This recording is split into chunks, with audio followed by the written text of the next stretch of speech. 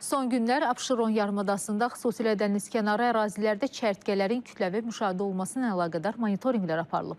Zərərvericilərin yayıldığı sahələrdə kimyəvi emal həyata keçirilib. Kənd Təsərrüfatı Nazirliyi yanında Aqrar Xidmətlər Agentliyindən bildirilib ki, may-iyul aylarında Respublika üzrə çərtkə kimilərin yayıldığı 6819 hektar ərazidə mübarizə tədbirləri görülüb. Hazırda riskli ərazilər nəzarətdə saxlanılır, aşkar olunan ocaqlarda operativ kimyəvi mübarizə davam etdirilir.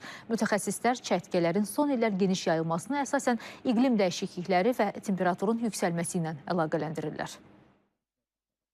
Keçən illə müqayisədə 47-48 min hektar ərazidə müşahidələr aparılır. Bu müşahidələr məhz ocaq bölgələrdir. Keçən illə müqayisədə rəqəmlər onu göstərir ki, sirayətlənmə əgər keçən il müşahidə aparılan ərazidə 10% civarında idisə də, indi hal-hazırda sirayətlənmə 15-20% artmışdır. Bu o deməkdir ki, keçən il əgər biz 3800 hektar ərazidə kimyəvi mübarizə aparırdıqsa, yəni sirayət olunmuş ərazidə, cari ildə 6200-6500 civarında hektar ərazidə sirayətlənmə və təbii olaraq da mübarizə işləri həyata keçirilir.